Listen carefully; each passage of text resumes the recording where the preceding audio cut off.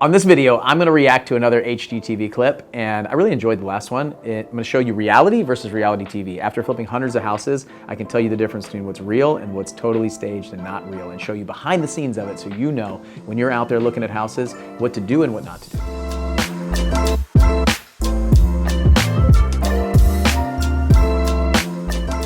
I get asked on a regular basis from family, friends, even people that work with me now, what do I think about the HGTV flipping shows?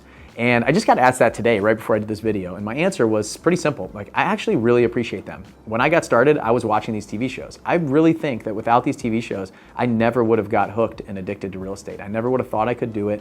I never even would have been interested in it. And I've made millions of dollars in real estate, flipping houses, wholesaling houses, now in rental properties and apartments and everything that I do, money lending, raising capital, all that stuff.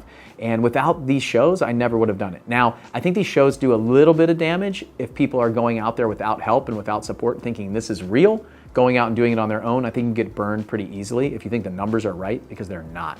And so that's the real rub that I have with it, is the fact that it might be hurting some people that are doing it without support. However, in the grand scheme of things, like, I think it really helps the industry. It's sensationalized house flipping. It's brought a lot of people into it, me included. I'm really thankful for them. But right now, let's jump into this episode and I'll show you what's real and what's reality. All right, so in this video, Bill, we're gonna watch, it's a little different from the last one that we viewed last week. So they're gonna be walking through the property.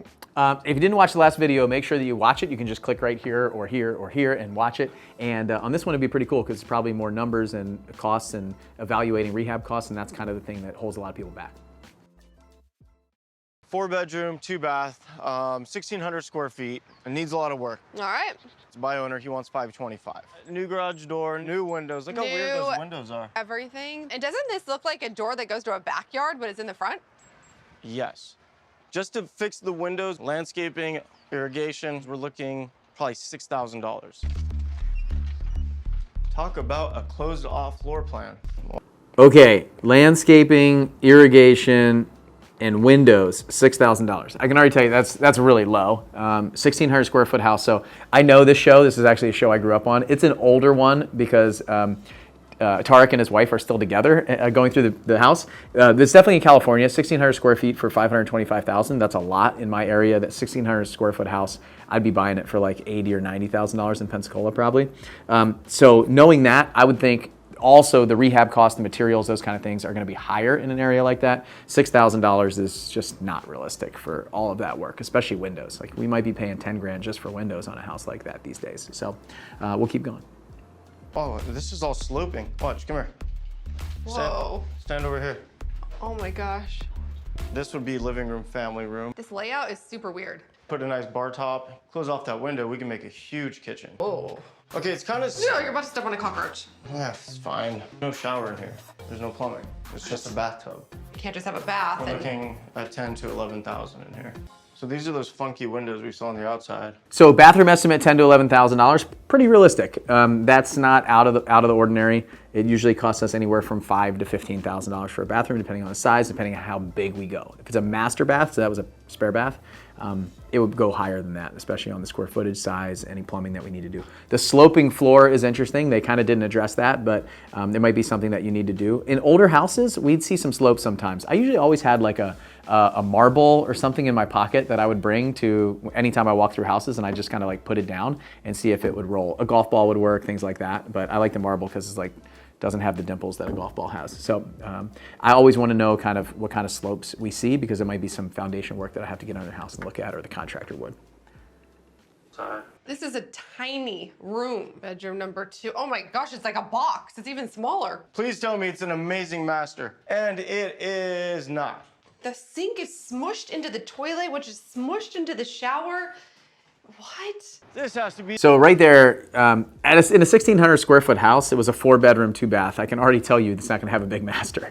But in there, the shower is really small. So I'm interested to see what they do. I don't know if we will, but the large shower, like opening up that shower, would be really important to me, because in a master, especially, they're probably buying it for $525 and selling it in like the 7s or something in California.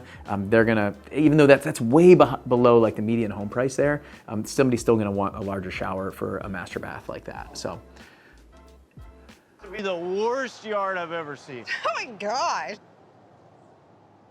As of right now, you guys are looking right around 75,000, probably 5,000. After some negotiating, Okay, so they were at $75,000 to rehab the entire house and then $5,000 to fill the pool is what he said, so $80K. I don't think that's, it's really hard to tell. Like they rolled in a lot of things into there. I heard weird layout, sloping floor. The house is like the rooms are like boxes. The backyard is just a pool, like it's fence and pool, and that's it. And so they're going to fill the pool in. It sounds like. I don't know if that's a good strategy, but there's no yard, so maybe in that price point, people would rather have yard than pool. I didn't think the pool looked like it was in horrible shape. It looked gross because it was green, but that's typical for pools that I show up at vacant houses or houses where people haven't lived there or taken care of it for a while. $75,000, 1,600 square feet. That's pretty good. I mean, you're looking at $40 a square foot, maybe a little bit more. So in my area, a house like this, if I was renovating it, I'd probably be in the $30 a square foot range. So I'd probably be around $50,000 to renovate something like that usually. Depending on, it looks like the roof is good. If all the major mechanicals are good, those are usually the gotchas. So let's see what else. So we got a few more seconds. Let's see what else they say. purchasing the house for $475,000.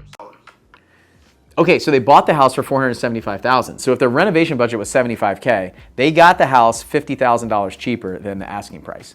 Now, it sounds like this is something that was listed on the MLS. I know the show, so back then they were buying a lot on the MLS.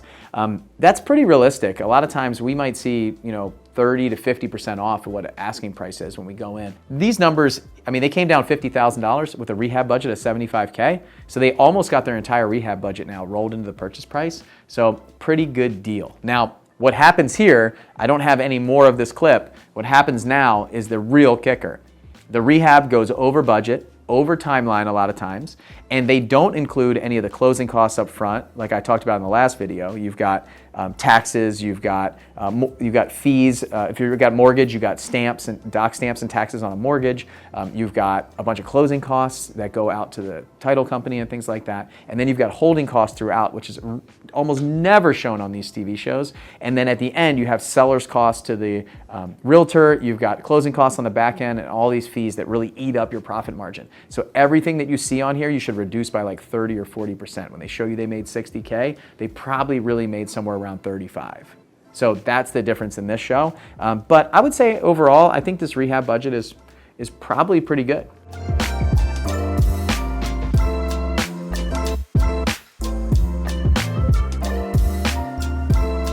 So I'm enjoying doing these. I hope you are too. And if you are and you want me to do another one and you want me to pick your clip, just comment below and let me know a show that you watch that you want me to see if it's real or not real or a specific episode, and we'll go find it, we'll grab the clip and I'll do it. And if you like this, subscribe and tell a few friends.